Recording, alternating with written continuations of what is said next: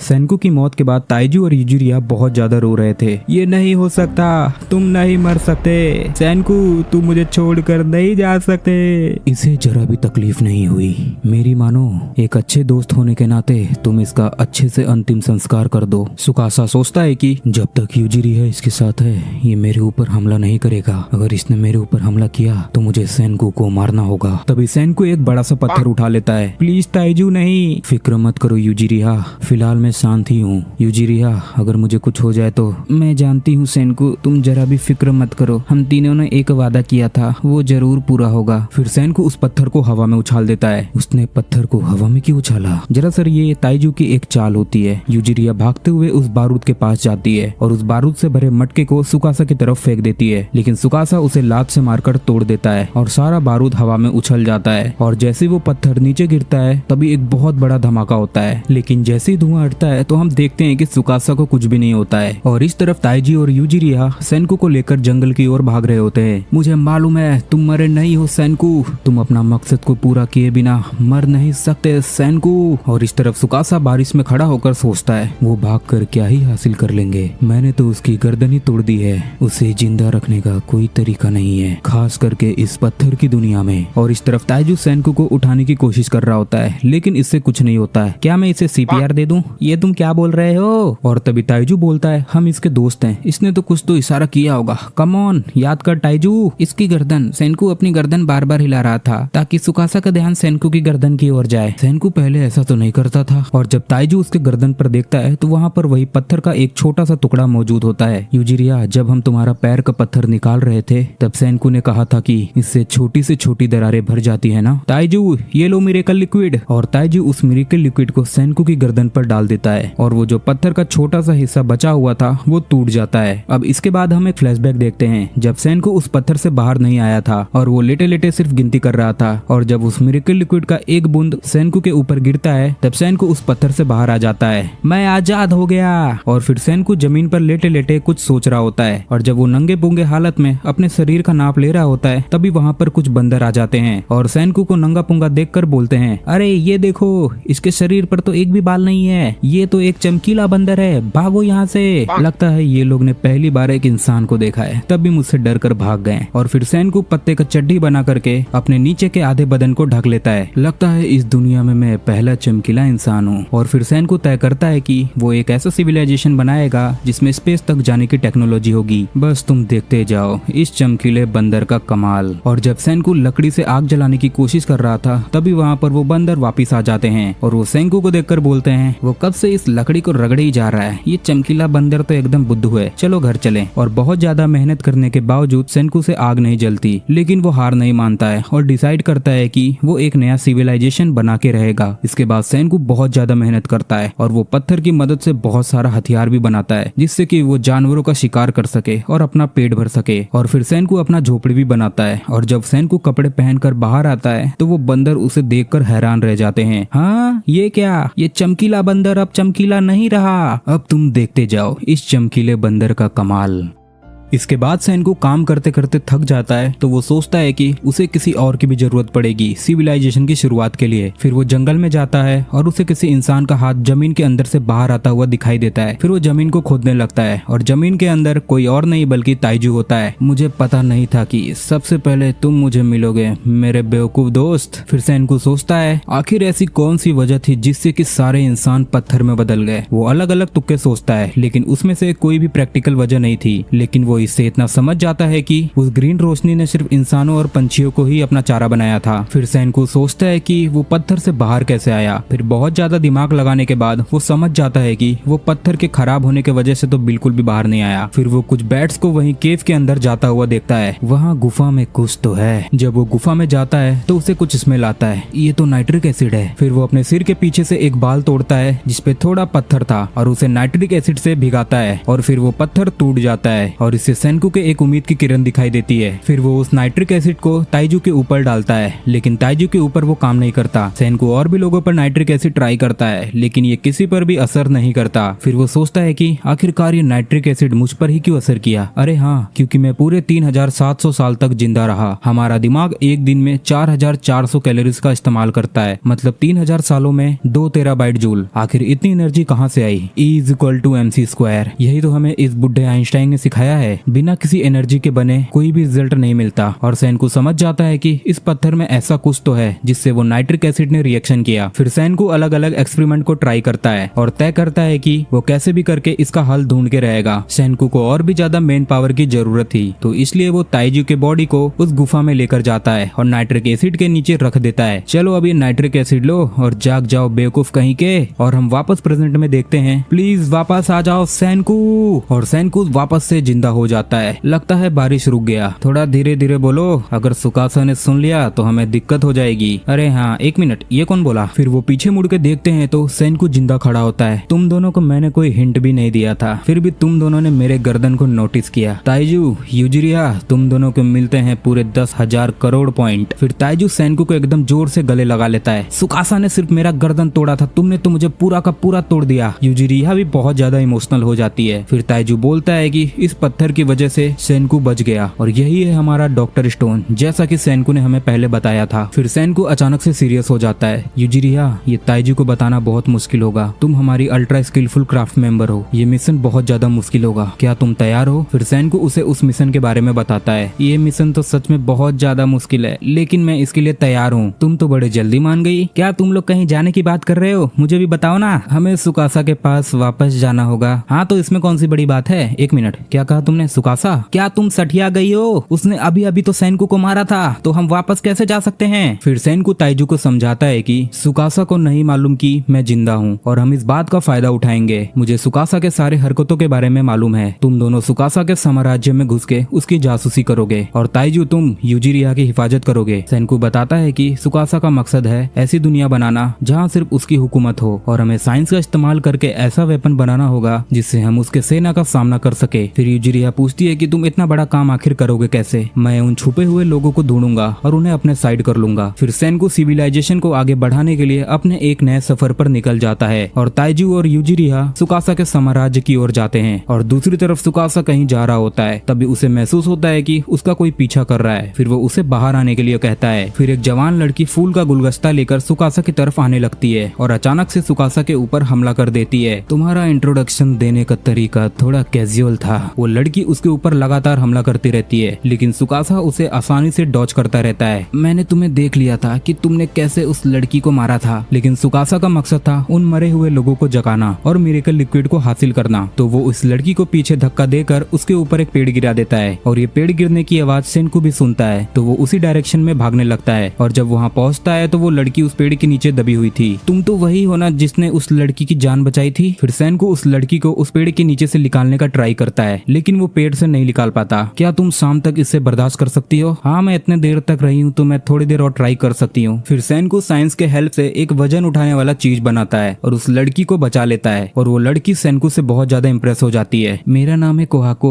और मुझे लगता है कि तुमने मेरे दिल में अपने लिए एक खास जगह बना ली है। हाँ, मुझे बिल्कुल भी अच्छा नहीं लगा। हम अभी अभी मिले और तुम्हें मुझसे प्यार भी हो गया, वो भी ऐसे माहौल में। मैंने ऐसा कुछ भी नहीं कहा, समझे? तुम बस मुझे एक अच्छे इंसान लगे, इसलिए मैंने तुम्हारा साथ देने का सोचा, और कोई बात नहीं है। इसके बाद रात हो जाती है और वो दोनों सोने चले जाते हैं, लेकिन कोहाको अपना हाथ में चाकू लेके सोती है। तुम क्या हो, ये इंसानों की नई प्रजाति? मैं तुम्हें मारने वाला नहीं हूँ, तो तुम चिंता मत करो, ये मेरी आदत है, इसके अलावा और कोई बात नहीं है, समझे तुम? मैं इतना भी बहादुर नहीं हूँ कि मैं एक शेरनी से पंगा लूंगा। क्या कहा? शेरनी? मुझे कोई शेरनी बोलता है तो मुझे बिल्कुल भी अच्छा नहीं लगता है। फिर कोहाको बोलती है कि तुम वो लंबे बाल वाले आदमी से लड़ रहे हो ना, मैं तुम्हारा उसके साथ लड़ने में मदद करूंगी। फिलहाल तो मुझे अभी मैन पावर की जरूरत है। ओह, इसका मतलब तुम्हें और भी लोगों की जरूरत है? मैं तुम्हें एक ऐसे बंदे से मिलवाऊंगी जिससे तुम्हारा काम और भी ज्यादा आसान हो जाएगा। फिर कोहाको सुबह सुबह तालाब से पानी भरती है। ये तुम पानी किस लिए भर रही हो? मैं ये गर्म पानी टब में डालूंगी जिससे इलाज में आसानी होगी। तुम तो दिखने में एकदम सेहतमंद और तंदुरुस्त हो, एकदम शेरनी की तरह, तो तुम्हें इसकी जरूरत क्यों है? क्या कहा? शेरनी? अगर तुमने मुझे फिर से एक बार शेरनी बोला तो मैं तुम्हें मार डालूंगी। फिर कोहाको बताती है कि ये गर्म पानी उसकी बहन के लिए है जो कि बहुत ज्यादा बीमार है। फिर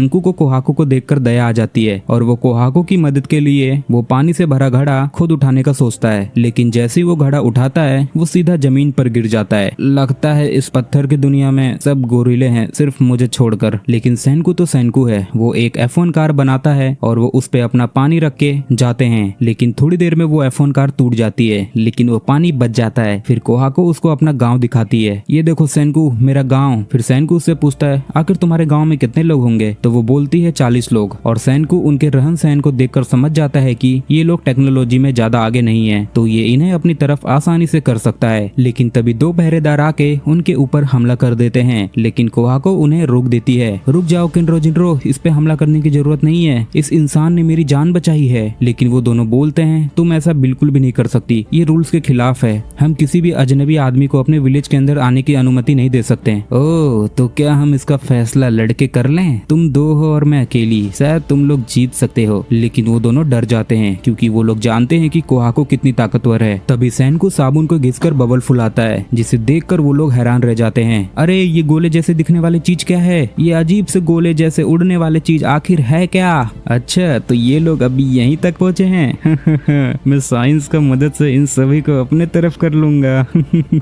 अजीब सा चेहरा तो ये बना रहा है। तभी वहाँ पर एक लड़का आ जाता है। ओए मेरा नाम है क्रोम, मुझसे बेहतर जादूगर यहाँ पर कोई नहीं है। अच्छा तो तुम एक जादूगर हो और मेरा नाम है सैनकू, इसके सस्ते जादूगिरी से डरने की जरूरत नहीं है तुम लोगों को। फिर वो सैनकू को जादूगिरी के लिए चैलेंज करता है और उन्हें लड़ता हुआ देखकर जिनरो बहुत ज्यादा डर जाता है। अरे ये तुम क्या कर रहे हो, इससे हमें कुछ होगा तो नहीं ना? अब मैं तुम्हें दिखाने वाला हूँ अपना इंद्रधनुष धूप। फिर क्रोम आग के अंदर कुछ डालता है जिससे फ्लेम का रंग चेंज होने लगता है और वो बड़ा हो जाता है। तभी सैनकू बोलता है ये कोई इंद्रधनुष फूल नहीं है, ये तो बस एक रिएक्शन है, इसने बस एक एक करके आग में कॉपर सल्फेट को डाला है, कॉपर के लिए कॉपर और सल्फेट के लिए कुछ और। तुम्हें इसमें नील्स क्रिस्टल डाले हैं ना जो तुम्हें गुफाओं से मिले थे? और ये सुनते ही क्रोम एकदम शॉक हो जाता है। अरे बाप रे नहीं, ये वो नीले क्रिस्टल्स के बारे में कैसे जानता है? क्या ये मन पढ़ सकता है? क्या ये इसकी जादूगिरी है? अरे बाप रे ये तो बहुत खतरनाक है। क्रोम सोचता है कि सैनकू उससे डर के हार मान लेगा। फिर क्रोम अपना झोपड़ी में जाकर एक बॉल जैसे चीज लेकर बाहर आता है और उसे रगड़कर एनर्जी पैदा करता है। जिनरो को एक छोटा सा शॉक देता है। अरे बाप रे ये किस तरह का हमला था? फिर सैनकू क्रोम के हाथ से वो बॉल जैसे चीज ले लेता है। ये तो एक सल्फर का गोला है, सल्फर बॉल स्ट्रेटेजिक स्लेटर। ये तो एक 17वीं सदी का आविष्कार है। तुम तो कमाल के हो क्रोम, हाथों को बजाय लेदर से रगड़ोगे तो तुम्हें 100 करोड़ ज्यादा पावर मिलेंगी। फिर सैनकू उसे रगड़कर क्रोम को एक जोर का झटका देता है और इससे कोहाको और जिनरो के बाल खड़े हो जाते हैं। फिर सैनकू उस झोपड़ी की तरफ देखता है और बोलता है क्रोम यहाँ पर जितनी भी चीजें हैं क्या तुमने इसे बनाया है? फिर क्रोम बोलता है हाँ मैंने ही बनाए हैं और मैंने इसे इकट्ठा किया है। फिर सैनकू अपने मन में सोचता है देख लो सुकासा, तुम चाहे किसी को भी मार दो लेकिन मेरे जैसा एक पागल जरूर पैदा होता है जो सब कुछ ट्राई करता है। अब देखो ये चमकीले बंदर क्या क्या करते हैं। फिर सैनकू क्रोम के पास जाकर बोलता है क्रोम तुम वो बंदे हो सकते हो जिसे सुकासा मारने वाला है, तो इसलिए तुम्हें मेरा साथ देना होगा। फिर सैनकू क्रोम के झोपड़ी जैसे लैब में घुसने जाता है लेकिन क्रोम उसे रोक लेता है और बोलता है मैं तुम्हें आखिरी टास्क के लिए चैलेंज कर रहा हूँ, अगर तुम उसमें जीत गए तो ये लैब तुम्हारा हो जाएगा। और क्रोम सैनकू को अरिथमेटिक के लिए चैलेंज करता है। फिर कोहाको पीछे से बोलती है इसमें भी सैनकू जीतेगा। और जब वो लोग का कंपटीशन होता है तो सैनकू उसे एक ही बार में हरा देता है। फिर जब सैनकू उसके छोटे से लैब में जाता है तो वहाँ के सारे चीजों को देखकर बहुत ज्यादा खुश हो जाता है। फिर वो क्रोम से पूछता है कि तुमने इसे कहाँ से लाया है? तो क्रोम बताता है कि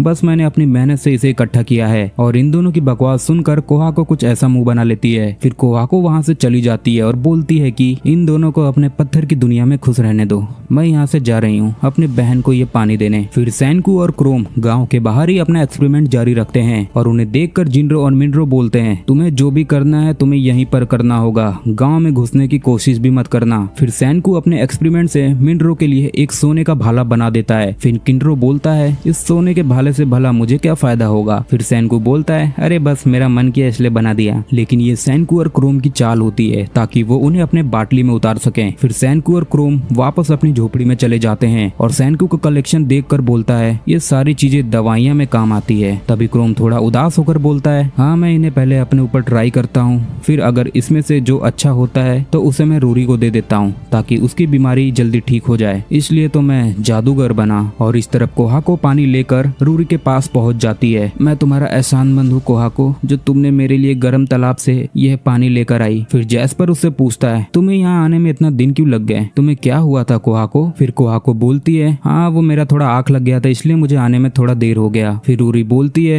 मुझे कोहाको से अकेले में बात करना है, तो क्या आप दोनों थोड़ी देर के लिए यहाँ से जा सकते हो? लेकिन वो दोनों बोलते हैं, हम अपने प्रीस्ट को अकेला छोड़कर नहीं जा सकते। तो रूरी बोलती है, कोहाको मेरी बहन है, प्लीज आप दोनों थोड़ी देर के लिए यहाँ से चले जाइए। रूरी कोहाको की तरफ भागते हुए आती है और बोलती है, बुद्धू कहीं की, तुम मुझे कहीं पर बार बार छोड़कर क्यों चली जाती हो? फिर वो उसके बाल को देखकर बोलती है, तुम्हारा बाल अच्छे से नहीं बंधा है, तुम जरूर किसी मुसीबत में थी। देखो कोहाको, मेरे पास ज्यादा समय नहीं बचा है, तुम मेरे लिए अपनी जान बार बार खतरे में मत डाला करो। और इस तरफ क्रोम सेनकू से बोलता है, क्या रूरी को बचाने का कोई और तरीका नहीं है? फिर सेनकू बोलता है, तरीका तो बहुत सारे हैं, पर मुझे इससे पहले तुम्हें कुछ बताना पड़ेगा। फिर सेनकू उसे सब कुछ बता देता है जो 3700 साल पहले हुआ था, कि कैसे 3700 साल पहले इस दुनिया में एक ग्रीन लाइट आया था और सभी इंसानों को पत्थर बना गया। और सेनकू की ये दुख भरी बातें सुनकर क्रोम के आंखों में आंसू आ जाते हैं। तुम इस तरफ फूट फूट कर रो क्यों रहे हो? क्या तुम्हें मेरी बातों का इतना बुरा लगा? हाँ मुझे रोना आ रहा है, पर इसलिए आ रहा है कि आखिर सारे इंसानों को पत्थर किसने बनाया? अगर मुझे एक बार वो मिल गया तो मैं उसे छोड़ने वाला नहीं हूँ। हमारे पूर्वजों ने 1000 साल बिता दिए होंगे ऐसी टेक्नोलॉजी की खोज करने में और सिविलाइजेशन को बनाने में। मुझे गुस्सा आ रहा है, अभी कुछ भी खत्म नहीं हुआ है बेवकूफ, सब कुछ यहाँ पर है। यहाँ पर कहाँ? इंसानियत इतनी आसानी से खत्म नहीं होने वाली। 20 लाखों सालों का इतिहास मौजूद है मेरे अंदर, यहाँ पर, और यहाँ तुम्हारे अंदर भी। क्या मैं गलत बोल रहा हूँ? तुम बिल्कुल भी गलत नहीं हो सेनकू। साइंस के साम्राज्य बनाने में मैं तुम्हारा साथ दूंगा और मैं रूरी की बीमारी को हरा कर रहूंगा। तुमने कहा था ना सेनकू, रूरी को बचाने का एक तरीका है, तो बताओ वो तरीका क्या है? हाँ, हम बनाने वाले हैं साइंस की सबसे बेहतरीन दवाई, यानी एक एंटीबायोटिक। और इस तरह पूरे गांव में खबर फैल जाती है कि कोई बाहर वाला इस गांव के अंदर आने का ट्राई कर रहा था और वो लोग तरह तरह की बातें बना रहे होते हैं। और इस तरफ गांव का मुखिया बोलता है, वैसे इस गांव में उस परदेसी को लाने वाली कहीं कोहाको तो नहीं है ना? नहीं, वो, हाँ वो कोहाको ही थी जिस पर ने कुंड्रो और मुंड्रो की बात सुनी थी। और ये सुनकर मुखिया को बहुत ज्यादा गुस्सा आ जाता है और वो गुस्से से वो ग्लास को तोड़ देता है। बेवकूफ कोहाको, मैंने उसे कितना पहले त्याग दिया है, मैं इस पागल लड़की का क्या करूं? तभी अचानक रूरी जमीन पर गिर जाती है। रूरी! और इस तरफ क्रोम और कोहाको सेनकू को बोलते हैं, वो कौन सी दवाई है जिससे रूरी ठीक हो जाएगी? हम उस दवाई को बनाने में तुम्हारा साथ देंगे। फिर सेनकू बोलता है, रूरी को बचाने के लिए और विलेजर्स का दिल जीतने के लिए हमें एक एंटीबायोटिक बनाना होगा।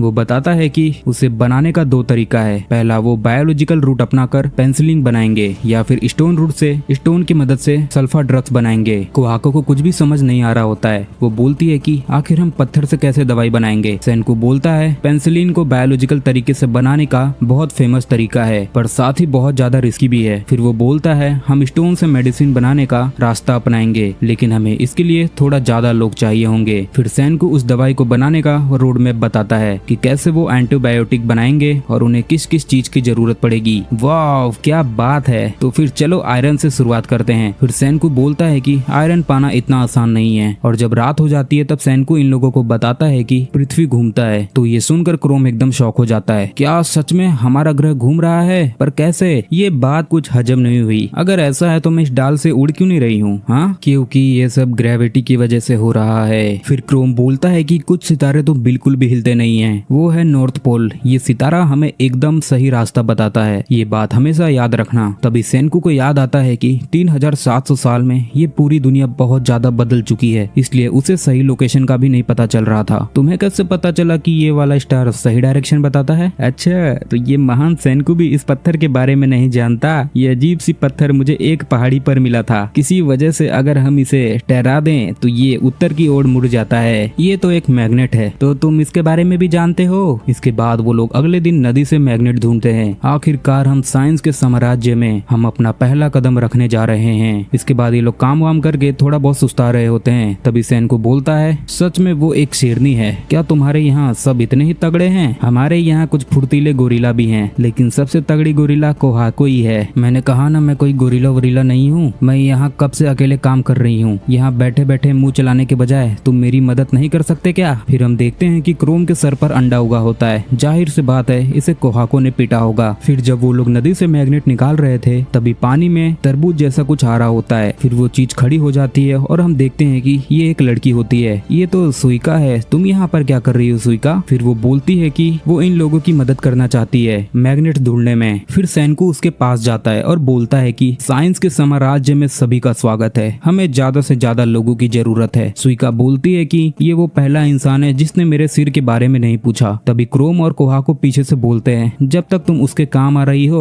तब तक उसे कोई परवाह नहीं है कि तुम कौन हो। फिर क्रोम सुइका को मोमोतारो के नाम से बुलाता है। तभी सेनको उससे पूछता है, तुम्हें मोमोतारो के बारे में कैसे मालूम है? जरा सर, मोमोतारो एक मूवी का कैरेक्टर है। फिर कोहाको उससे बताती है कि उन्हें ये सब चीज रूरी ने बताया है। अब लगता है मुझे रूरी को ठीक करना ही होगा। अब मुझे उसमें थोड़ा दिलचस्पी महसूस होने लगी है। दिलचस्पी से तुम्हारा क्या मतलब है? फिर कोहाको सेनको को बताती है कि क्रोम रूरी को पसंद करता है। अच्छा, तो ये बात है। फिर ये लोगों को आयरन को पिघलाने के लिए 15,000 डिग्री की जरूरत थी। तो वो लोग पूछते हैं कि हम इतना गर्म तापमान कैसे लाएंगे? तो सेनको बोलता है, हमें हाथों से फूंक मारना होगा। फिर सेनको एक बोरा से कुछ बनाता है जिससे वो लोग हवा जनरेट करेंगे। फिर वो लोग उसमें हवा भरते हैं और वो लोग का हालत एकदम खराब हो जाता है क्योंकि उसमें हवा भरने के लिए बहुत ज्यादा मेन पावर की जरूरत थी, लेकिन ये कुछ ही लोग थे। फिर सुबह हो जाती है और ये लोगों का हालत एकदम बिगड़ चुका होता है। फिर सेनको बोलता है, हमें और भी लोगों की जरूरत पड़ेगी, तो हम और बंदे कहाँ से लाएंगे? तभी सुइका बोलती है कि मैं तरबूज में बदल के सभी गांव वाले पर जासूसी करूंगी और पता करूंगी कि किसको किस किस की चीज की जरूरत है। फिर हम उसे वो चीज देकर उसे अपने साइड कर लेंगे।